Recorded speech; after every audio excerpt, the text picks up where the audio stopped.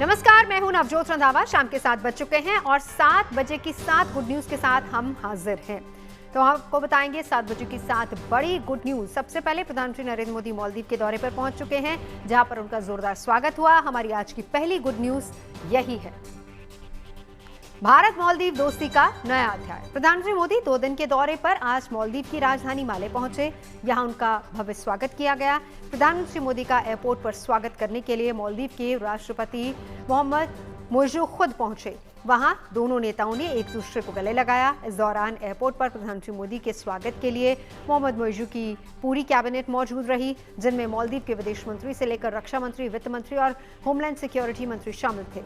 Airport पर प्रधानमंत्री मोदी के स्वागत में स्थानीय कलाकारों ने पारंपरिक नृत्य भी पेश किया। मोदी ने यहां भारतीय समुदाय के लोगों से मुलाकात की और भारतीय मूल के बच्चों की डांस परफॉर्मेंस भी देखी। मालदीव के राष्ट्रपति मोहम्मद मोइजू के न्योते पर पहुंचे प्रधानमंत्री मोदी का ये तीसरा मालदीव दौरा है, जो कि दोनों देशों के रिश्तों को मजबूती देगा। 2 दिनों के दौरे में प्रधानमंत्री मोदी शनिवार का मालदीव की स्वतंत्रता की 60वीं वर्षगांठ में बतौर चीफ गेस्ट कार्यक्रम में शामिल होंगे। इसके अलावा प्रधानमंत्री मोदी और मालदीव के राष्ट्रपति मोहम्मद मोइजू के बीच द्विपक्षीय बातचीत भी होनी है, जिसमें डिफेंस समझौते समेत कई महत्वपूर्ण समझौतों पर हस्ताक्षर होने की उम्मीद है। पीएम मोदी के मालदीव दौरे के बारे में ज्यादा जानकारी दे रहे हैं हमारे संवाददाता।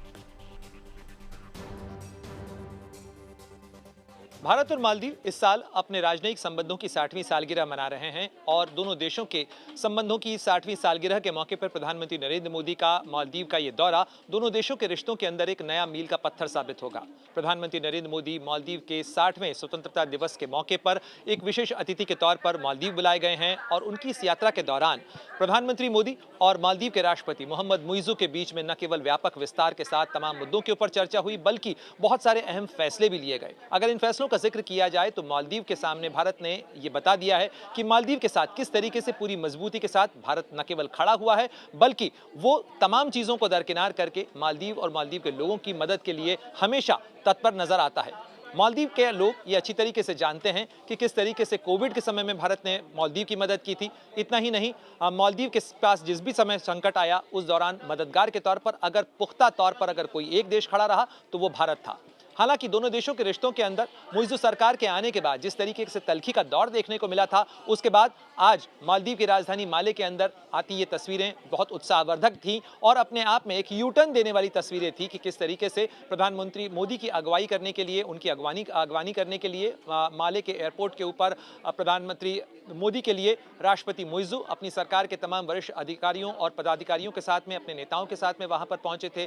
इसके अलावा पूरी गर्मजोशी के साथ न केवल उनका स्वागत किया गया, बल्कि कई अहम फैसलों को लेकर धन्यवाद भी राष्ट्रपति मोइजू की तरफ से प्रधानमंत्री मोदी को दिया गया, भारत के लोगों को दिया गया और साथ ही राष्ट्रपति मोइजू ने इस चीज को स्वीकार किया कि मालदीव के साथ मजबूती के साथ एक साझेदार के तौर पर अगर कोई देश खड़ा है तो वो भारत है और इसके लिए वो भारत के आभारी है। मालदीव और भारत के बीच में फ्री ट्रेड एग्रीमेंट यानी मुक्त व्यापार समझौते को लेकर भी एक महत्वपूर्ण समझौता हुआ है, एक सहमति बनी है कि दोनों देश एक मुक्त व्यापार समझौते के लिए बातचीत की प्रक्रिया शुरू करेंगे। इसके अलावा करीब 4,850 करोड़ रुपए की जो आर्थिक सहायता है उसका ऐलान भारत ने किया है लाइन ऑफ क्रेडिट के तौर पर। इसके अलावा भारत ने मालदीव के अंदर करीब 3,300 सोशल कम्युनिटी हाउस जो बनाए हैं, घर बनाए हैं, उन्हें भी मालदीव को सौंपा गया। इसके अलावा मालदीव के रक्षा मंत्रालय को 72 हैवी व्हीकल्स जो भारी गाड़ियां होती हैं वो भी सौंपी गई हैं। इसके अलावा विकास की कई परियोजनाओं के लिए भारत ने न केवल आर्थिक मदद का ऐलान किया है, बल्कि मालदीव को पूरी सहायता देने का भी आश्वासन दिया है। आगे बढ़ते हैं। हाइड्रोजन भविष्य का एनर्जी का सबसे बड़ा सोर्स हो सकता है, लिहाजा भारत ने भी अब भविष्य को ध्यान में रखते हुए हाइड्रोजन ट्रेन विकसित करने की दिशा में तेजी से कदम बढ़ा दिया है। लिहाजा हमारी आज की दूसरी गुड न्यूज यही है। हाइड्रोजन से मिलेगी ट्रेन को रफ्तार। देश में जल्द रेलवे ट्रैक पर हाइड्रोजन से चलने वाली ट्रेन दौड़ती नजर आ सकती है। शुक्रवार को चेन्नई स्थित आईसीएफ में पहले हाइड्रोजन चलित ड्राइविंग पावर कार का सफलतापूर्वक परीक्षण किया गया। इस सफल परीक्षण की जानकारी रेल मंत्री अश्विनी वैष्णव ने खुद सोशल मीडिया पर एक पोस्ट के जरिए साझा की। ये सफल परीक्षण ट्रेन में ईंधन की जगह हाइड्रोजन का इस्तेमाल करने की दिशा में मील का पत्थर साबित हो सकता है। रेल मंत्री के मुताबिक भारत 1200 हॉर्स पावर की क्षमता वाला हाइड्रोजन ट्रेन विकसित कर रहा है। इससे भारत हाइड्रोजन चलित ट्रेन तकनीक में अग्रणी देशों में शामिल हो जाएगा। और इसके बारे में ज्यादा जानकारी दे रहे हैं हमारे संवाददाता। ग्रीन रेल इनोवेशन के क्षेत्र में भारत ने एक बड़ी कामयाबी हासिल की है। देश का पहला हाइड्रोजन कोच की सफल टेस्टिंग हो गई है। इंटीग्रल कोच फैक्ट्री चेन्नई में ये टेस्टिंग पूरी हुई है। खुद रेल मंत्री अश्विनी वैष्णव ने अपने एक्स हैंडल पर इसकी जानकारी दी है। आपको बता दें कि दुनिया में सिर्फ 4 ऐसे देश हैं जो कि हाइड्रोजन ट्रेन बनाने पर काम कर रहे हैं, और वो भी अब तक सिर्फ 500 से 600 हॉर्स पावर ही जनरेट कर पाए हैं, जबकि भारत ने 1200 हॉर्स पावर के इंजन की सफल टेस्टिंग कर ली है। इसके पहले रेल मंत्री अश्विनी वैष्णव ने कहा था कि भारत एक हाइड्रोजन पावर ट्रेन पर काम कर रहा है और जल्द ही इसकी टेस्टिंग होने वाली है। आज इसके एक कोच की सफल टेस्टिंग हो गई है। आपको बता दें कि जल्द ही ऐसी एक ट्रेन की टेस्टिंग की जाएगी हरियाणा में, और इसको लेकर भी जल्द जानकारी सामने आ सकती है। लेकिन अगर हम बात करें ग्रीन रेल इनोवेशन की, तो भारत अब इन सभी देशों में सबसे आगे खड़ा हो गया है जो कि इस दिशा में अब तक काम कर रहे थे। दुनिया में चल रहे युद्धों में ड्रोन एक न्यू एज वेपन के तौर पर सामने आया है। देखने में छोटा मगर विध्वंसक, मारक क्षमता इतनी कि निशाना बिल्कुल अचूक। नई तकनीक से तैयार किया गया। अहमदाबाद के एक इंजीनियर ने भी एक खास ड्रोन तैयार किया है। लिहाजा हमारी तीसरी गुड न्यूज ड्रोन की ही है और ड्रोन से जुड़ी हुई है। ड्रोन से दुश्मन देश में ग्रेनेड विस्फोट। ये खास ड्रोन अपने साथ ग्रेनेड ले जा सकता है और दुश्मनों के इलाके में सटीक निशाना लगाकर इसको ड्रॉप भी कर सकता है। देखिए हमारे संवाददाता अतुल तिवारी की रिपोर्ट।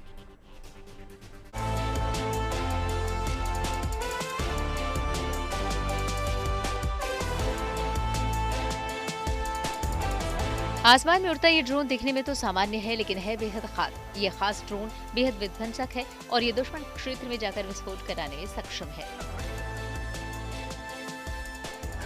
इस विशेष और मारक ड्रोन का नाम गति है और इसे तैयार किया है अहमदाबाद के एक इंजीनियर केशवकांत शर्मा ने। ये ड्रोन दुश्मन देश के ठिकानों को टारगेट करके निस्तनाबूद कर सकता है। हम पिछले कई सालों से देख रहे हैं, लगातार युद्ध हो रहे हैं, और पिछले कुछ समय पहले भारत और पाकिस्तान के बीच में भी युद्ध हुआ, जिसमें ऑपरेशन सिंदूर भारत की तरफ से चलाया गया और कई सारे आतंकी ठिकानों को भारत की सेना की तरफ से टारगेट किया गया। लेकिन कई सारी टेक्नोलॉजीज भी इस युद्ध के माध्यम से सामने आती रही हैं, और एक अहमदाबाद की प्रोत्थापन कंपनी है जिसने एक विशेष ड्रोन तैयार किया हुआ है। मेरे पास वो ड्रोन यहाँ पे मौजूद है, आप तस्वीरों में भी देख सकते हैं। इस ड्रोन की खासियत यह है कि न सिर्फ ये ग्रेनेड अपने साथ लेकर जाएगा, लेकिन ग्रेनेड की जो पिन होती है उसे भी ओपन करेगा और उसके बाद जिस लोकेशन को टारगेट करना होगा वहां जाकर ब्लास्ट करेगा। दरअसल इस ड्रोन से एक खास इलाके में ग्रेनेड से हमला किया जा सकता है। ये ड्रोन अपने साथ ग्रेनेड लेकर जा सकता है और निर्धारित लक्ष्य पर हमला कर सकता है। ग्रेनेड एक घातक हथियार तो है, लेकिन किसी भी ग्रेनेड हमले से पहले ग्रेनेड का पिन निकालना जरूरी होता है। पिन निकालने के बाद ग्रेनेड का लीवर खुलता है और 4 सेकंड बाद विस्फोट होता है। ऐसे में गति ड्रोन में न केवल ग्रेनेड को ले जाने की क्षमता है, बल्कि इसे इस तरह से डिजाइन किया गया है कि जिसमें ड्रोन के निर्धारित लक्ष्य पर पहुंचने के बाद उसका पिन निकलता है और पिन निकलने के बाद उसे ड्रॉप कर दिया जाता है। हमने ये फीचर के अंदर आप देख सकते हैं कि ड्रॉपिंग जो करते हैं, सिर्फ ड्रॉपिंग करने का नहीं, पिन निकाल के उसका लीवर ओपन करके फिर ड्रॉप करते हैं। तो इससे क्या होता है, हमारी एक्यूरेसी जो होती है बढ़ जाती है। 100% एक्यूरेट है ये। तो इसका फ़ायदा यही है कि जो भी चीज़ हम लोग हवा में लेके जा रहे हैं वो एक्यूरेसी का काम देके वापस आए। हम लोग ना कि सिर्फ ये टाइप के ड्रोन्स, हमारे पास कामाकाजे ड्रोन्स जो आपने कहा कि एक बार जाके हिट करके वो पूरा डिस्ट्रॉय हो जाता है, वो भी हम लोगों ने बनाया है, और वो भी AI एनेबल्ड। ये ड्रोन केवल घातक हमला करने में ही माहिर नहीं है, बल्कि यह हमला करके सुरक्षित अपने ठिकाने तक सुरक्षित पहुंचने में भी सक्षम है। ये जो हम लोगों को इंस्पिरेशन मिला है, जब ऑप सिंदूर में हमें पता चला कि ये सब प्रॉब्लम्स हो रही है कि हमारे पास ऐसी सुविधा है नहीं कि हम लोग वहाँ पे जाके ऐसे ग्रेनेड ड्रॉप करके डिस्ट्रॉय कर सके, तो हमारे अंदर जो इंजीनियरिंग थी वो बाहर निकली और ऐसे टाइप के हम लोगों ने सिस्टम्स बना के इंडियन आर्मी को सर्व किया। इस ड्रोन का निर्माण करने वाले इंजीनियर केशवकांत शर्मा के मुताबिक गति ड्रोन 7.5 किलोमीटर की दूरी तक अपने टारगेट को हिट करने में सक्षम है। इस ड्रोन का वजन 2.5 किलोग्राम है और 500 मीटर तक की ऊंचाई तक ऑपरेट कर सकता है। केशवकांत के मुताबिक इस ड्रोन की खासियतों का परीक्षण सफलतापूर्वक किया जा चुका है और सेना की तरफ से इसको हरी झंडी दिखाई जा चुकी है। ये बहुत ही ज़्यादा फायदेमंद रहता है क्योंकि इसमें जो लाइफ रहती है, लॉस, वो काफ़ी कम हो जाती है। और लाइफ लॉस कैसे कम होती है, क्योंकि कोई भी सिपाही जा नहीं रहा फील्ड पे, वो सिर्फ 1 किलोमीटर दूर, 3 किलोमीटर दूर, ये ड्रोन को हमने 7.5 किलोमीटर दूर से उड़ाया और 40 नॉट्स के विंड स्पीड, मतलब कि 100 किलोमीटर पर आवर की विंड स्पीड में ये 7.5 किलोमीटर जाके वापस आया है। तो आप समझिए कि अगर हम 7.5 किलोमीटर दूर रह के कोई सिपाही कुछ ये ग्रेनेड भेजे वहाँ पे और वो ड्रॉप कर दे, कोई भी आर्मी पर्सनल यहाँ से भेजे, तो कोई नुकसान हम लोग का होगा ही नहीं। हम लोग कहीं भी टेरिटरी में अंदर जाके जो भी ड्रॉपिंग करनी है हम कर सकते हैं। तो इसका जो फ़ायदा है वो एंड टाइम्स है। तो आप तस्वीरों में फिर एक बार मैं वो ड्रोन आपको दिखाना चाहूंगा। इसका वजन कितना होगा इस ड्रोन का? इस ड्रोन का ऑल अप वेट जो बोलते हैं वो 2.5 किलोज है। अच्छा, ये कितनी ऊंचाई तक कितनी जा सकती हमने इसे 500 मीटर्स जो है टेस्ट किया गया है। वापस हम लोगों का ये टेस्टिंग किया गया था पूरे फील्ड एरिया में, जिसमें हम लोगों ने 500 मीटर्स की हाइट पे 7.5 किलोमीटर आगे भेजा और पीछे 7.5 किलोमीटर वापस आया और 500 मीटर नीचे उतरा। ऑपरेशन सिंदूर के बाद केशवकांत को इस तरह के हथियार बनाने का आइडिया मिला जिससे हमारी सेना बिना किसी रिस्क के दुश्मन देश में ग्रेनेड से हमला कर सके। यही वजह है कि जब उन्होंने गति ड्रोन बनाया तो पोखरण में उसका परीक्षण सेना की उपस्थिति में किया। टेस्टिंग सफल हो जाने के बाद उनकी कंपनी को ऐसे 20 ड्रोन बनाने का ऑर्डर भी मिल चुका है। हमने कई सारे ऐसे ड्रोन देखे हैं जो कि बाढ़ की स्थिति में जब दवाइयाँ या कोई चीज जो बाढ़ग्रस्त इलाके होते हैं वहां पहुंचाने के लिए ड्रोन का इस्तेमाल होता है, लेकिन ये एक ऐसा ड्रोन है जो कि अपने साथ ग्रेनेड लेके जाएगा। ग्रेनेड की जो पिन है वो ओपन करता है और उसके बाद जहां पे भी ब्लास्ट करना है वहां ब्लास्ट करने में ये ड्रोन सक्षम है। और भारतीय सेना की तरफ से इस ड्रोन के ऑर्डर भी दिए गए हैं, यानी कि आने वाले दिनों में जो टेक्नोलॉजी युद्ध के दौरान इस्तेमाल करने की बात होती है तो ये ड्रोन का अब उसमें एक शामिल हो रहा है। और आने वाले दिनों में अगर युद्ध होता है तो ऐसे भी ड्रोन अब भारत के पास होंगे, जहां पे भारत अपने सिपाही के साथ कोई ग्रेनेड नहीं भेज रहा है, लेकिन ड्रोन के माध्यम से ग्रेनेड हमले 7.5 किलोमीटर की दूरी तक 500 मीटर की ऊंचाई से करने में सक्षम हो रहा है। दुनिया में अभी जितनी जगहों पर संघर्ष हो रहा है उन सभी जगहों पर हमले के लिए ड्रोन्स का इस्तेमाल किया जा रहा है। ऐसा इसलिए हो रहा है क्योंकि ड्रोन्स बेहद घातक होने के बावजूद कम कीमतों में तैयार हो जाते हैं और इसे लॉन्च करने में खतरा भी नहीं होता है। इसलिए हर जगह नई नई ड्रोन्स तकनीक को विकसित करने की कोशिश हो रही है, क्योंकि आने वाले वक्त में नई टेक्निक वाले ड्रोन ही जंग का चेहरा होंगे। Atul Tiwari, Ahmedabad, good news today. अगर आप डायबिटीज के शिकार हैं लेकिन फिर भी खाने के शौकीन हैं तो भाई यकीनन यह खबर आपके लिए है, क्योंकि कोलकाता के एक रेस्टोरेंट ने खास बिरयानी तैयार की है जिसे डायबिटीज पीड़ित लोग खा सकते हैं। चौथी गुड न्यूज़ यही है, डायबिटीज पीड़ित भी खाएंगे बिरयानी। दरअसल कोलकाता में एक मशहूर अवधी रेस्टोरेंट ने डायबिटीज के मरीजों के लिए खास बिरयानी लॉन्च की है और इस बिरयानी का नाम है डायबिटिक फ्रेंडली बिरयानी। ये खास पेशकश कोलकाता में लोगों के बीच सेहत को लेकर बढ़ती जागरूकता के कारण की गई है। रेस्टोरेंट की ओर से डायबिटिक फ्रेंडली बिरयानी को मेन्यू में जोड़ा गया है और हर डिश को बैलेंस्ड मैक्रोन्यूट्रिएंट प्रोफाइल के साथ पारंपरिक अवधी अंदाज और सुगंधित मसालों के साथ तैयार किया गया, जिसमें कार्बोहाइड्रेट और फैट की मात्रा कम रखी गई है। और इस खास बिरयानी में सामान्य चावल की जगह पैरबॉइल्ड राइस और आलू की जगह शकरकंद का इस्तेमाल किया गया है। वेज बिरयानी में सोया चंक्स और ढेर सारी सब्जियां भी ऐड की गई हैं और ये खास डिश स्वाद, परंपरा और हेल्दी न्यूट्रिशन को एक साथ लेकर गिल्ट फ्री खाने का एक नया अनुभव देती है। इन बदलावों से डायबिटिक मरीज स्वादिष्ट बिरयानी का मजा ले सकते हैं, वो भी बिना ब्लड शुगर लेवल को बढ़ाए। मध्य प्रदेश के प्राथमिक सरकारी स्कूलों की तस्वीर बदलने की मुहिम शुरू की गई है। यहाँ के सिवनी जिले के प्राथमिक स्कूलों में जहाँ पर बच्चे जमीन पर बैठकर पढ़ते थे, उन स्कूलों को बेंच और डेस्क देने का अभियान शुरू किया गया है। ऐसे में हमारी आज की 5वीं गुड न्यूज भी यही है, स्कूली बच्चों को गिफ्ट में डेस्क। सिवनी के सरकारी स्कूल को लोग बेंच और डेस्क गिफ्ट कर रहे हैं। इससे जमीन पर पढ़ने वाले हजारों बच्चों को बेंच और डेस्क पर बैठकर पढ़ने का मौका मिल रहा है।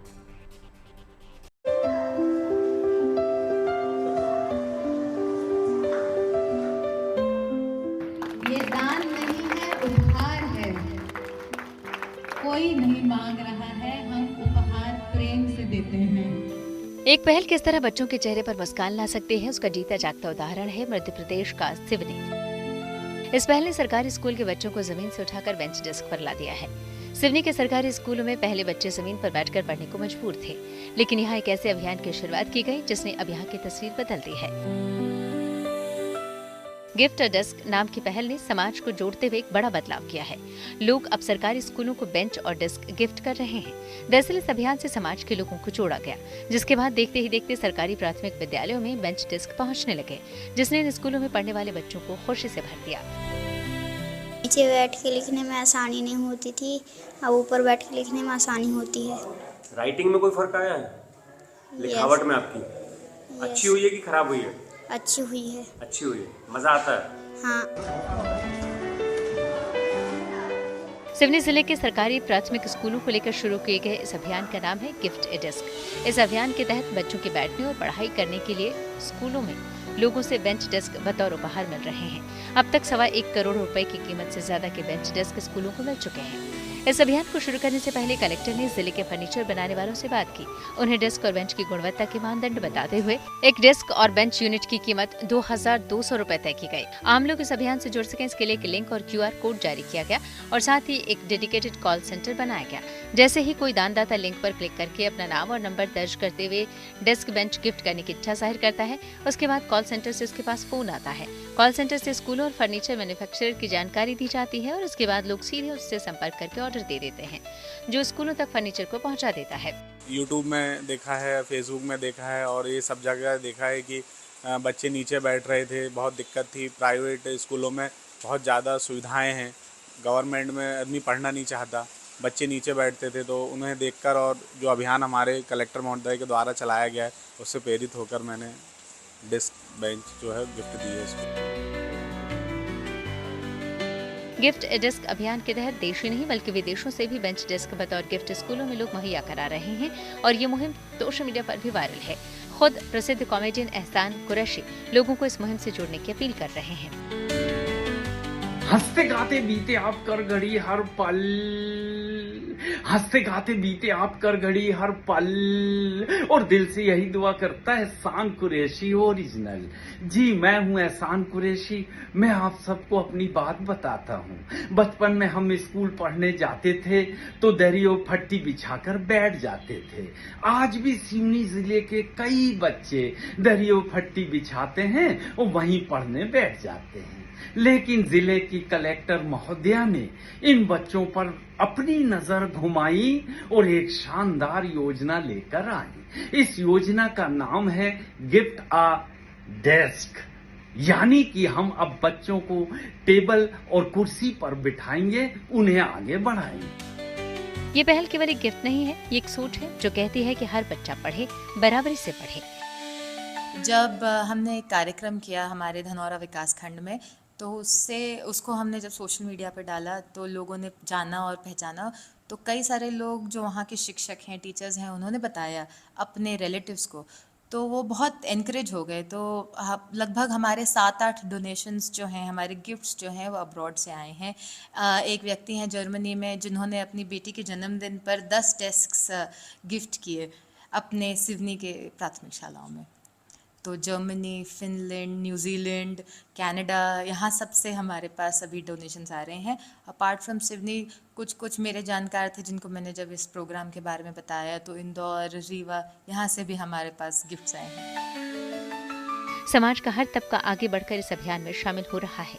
फिलहाल सिवनी जिले के 1367 स्कूलों को आइडेंटिफाई किया गया है, जहां 21,000 डेस्क बेंच प्रोवाइड कराने का टारगेट रखा गया है, जिसका परिणाम ये है कि अब तक 500 स्कूलों में 6,000 बेंच डेस्क पहुंच चुके हैं। हमने हमारे ज़िले के 1367 स्कूल आइडेंटिफाई किए जहां पर 20 से ज़्यादा एनरोलमेंट है प्राथमिक शालाओं में, और उनमें लगभग हमें 21,000 डेस्क्स प्रोवाइड कराने हैं ताकि हमारे बच्चे उसमें बैठ सकें। अभी हमने लगभग 500 स्कूलों में डेस्क बेंचेस की पूर्ति कर दी है और लगभग 7,000 डेस्क बेंचेस 6,000 पहुंच चुके हैं, 7,000 इन ट्रांजिट हैं, तो 13,000 14,000 हमें और करवाने हैं, जिसमें हमें और कम्युनिटी इन्वॉल्वमेंट की ज़रूरत है। गिफ्ट ए डेस्क वो अभियान है जिसके जरिए स्कूलों को न सिर्फ बेंच डेस्क उपलब्ध हो रहे हैं, बल्कि ये बच्चों की हौसला अफजाई कर उनमें उम्मीद के किरण भी जगाता है, उम्मीद सुनहरे भविष्य की। सिवनी से पुनीत कपूर के साथ bureau report, good news today. हर हर महादेव के जयकारे से गूंजते शहर सावन के पूरे शबाब पर होने का संकेत दे रहे हैं। दक्षिण में सावन की आज से शुरुआत के साथ ही पूरे देश में चारों तरफ सावन के रंग देखने को मिल रहे हैं। हमारी आज की छठी गुड न्यूज भी यही है। दक्षिण भारत में सावन महीने का आगाज। उत्तर भारत में सावन का आधा महीना बीत चुका है, लेकिन आज से गुजरात, महाराष्ट्र समेत पूरे दक्षिण भारत में सावन की शुरुआत हो गई है। ऐसे में पूरा देश इस वक्त शिव भक्ति में लीन है। देश के कोने कोने में महादेव का जय घोष हो रहा है।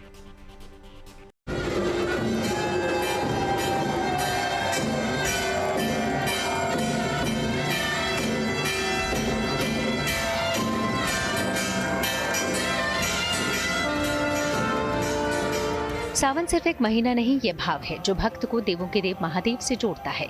सावन वो उत्सव है जो इंसान को प्रकृति से मिलवाता है। सावन सांस्कृतिक रंगों में सराबोर वो उत्सव है जिसमें पूरा देश एक रंग में रंगा नजर आता है। सावन में मानसून और आध्यात्मिकता का सबसे सुंदर संगम देखने के लिए मिलता है। खास बात है कि इस रंग में पूरा देश का कोना कोना रंगा नजर आता है। अभी तक जहां केवल उत्तर भारत पर सावन और शिव भक्ति का रंग चढ़ा था, वहां अब दक्षिण भारत में भी पवित्र और पावन सावन महीने की शुरुआत हो गई है।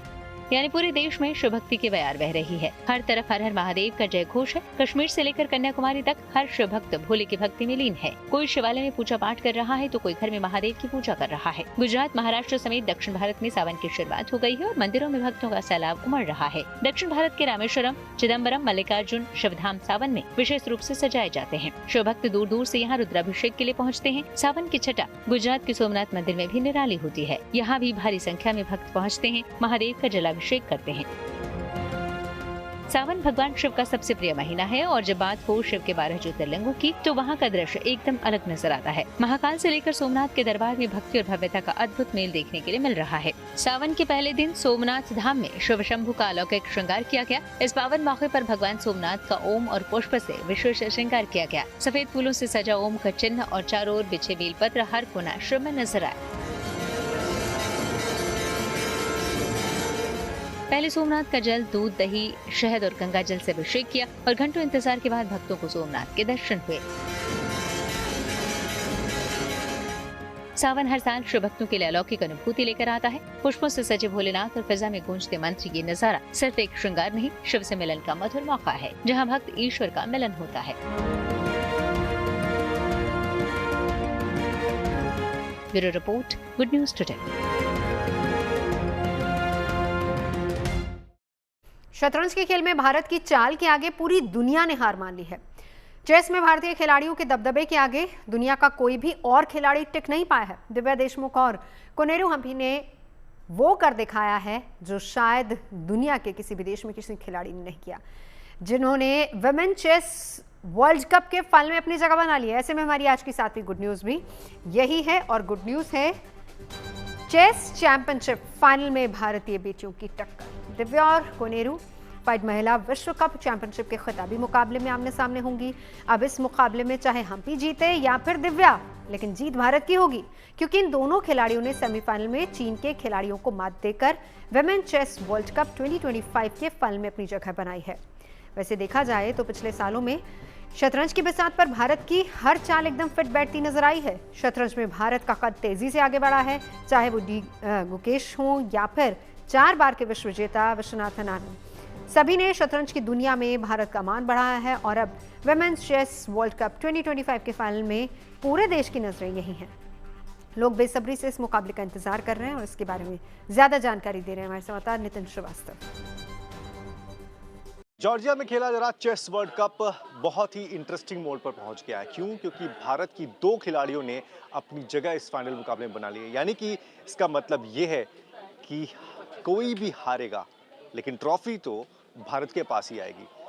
इस मुकाबले में सबसे पहले पहुंची थी दिव्या देशमुख। उन्होंने चाइना के खिलाड़ी को हराया था और अपनी जगह बनाई थी इस फाइनल मुकाबले में। वहीं सेमीफाइनल का एक और मुकाबला था जहां पर भारत की एक और शानदार चेस खिलाड़ी कोनेरू हम्पी जो है वो भी अपने सेमीफाइनल मुकाबले में चाइना के खिलाड़ी के ही सामने थी। काफ़ी उतार चढ़ाव था, रैपिड जो फायर्स थे वहाँ पर भी आपको अप्स एंड डाउन्स देखने के लिए मिले, लेकिन फाइनली हम्पी ने भी अपनी जगह इस फाइनल मुकाबले में बना ली है। इसका मतलब साफ है कि यहाँ जो ट्रॉफी है वो आएगी भारत के पास ही, चाहे दिव्या देशमुख जीते या फिर हम्पी, ट्रॉफी तो इंडिया के नाम होने वाली। और क्यों ये मुकाबला इतना इंटरेस्टिंग है? क्योंकि आप आप देखेंगे कि दिव्या देशमुख हो या फिर हम्पी हो, ये दोनों ही जो खिलाड़ी हैं ये बहुत सटीक अपनी चाल को समझती हैं, चलती हैं। और चेस का जो खेल है ये हम सबको पता है कि कितना इंटरेस्टिंग होता है। यहाँ भारत के लिए सबसे बड़ी उपलब्धि ये है कि ऐसा पहली बार हुआ है कि ये दोनों खिलाड़ी जो है ये फाइनल के मुकाबले में पहुंचे। इससे पहले ऐसा कभी नहीं हुआ था कि भारत जो है वो फाइनल का मुकाबला वर्ल्ड कप में खेल रहा हो। तो ये थी 7 बजे की 7 गुड न्यूज। देश और दुनिया की तमाम अच्छी खबरों के लिए आप देखते रहिए गुड न्यूज टुडे।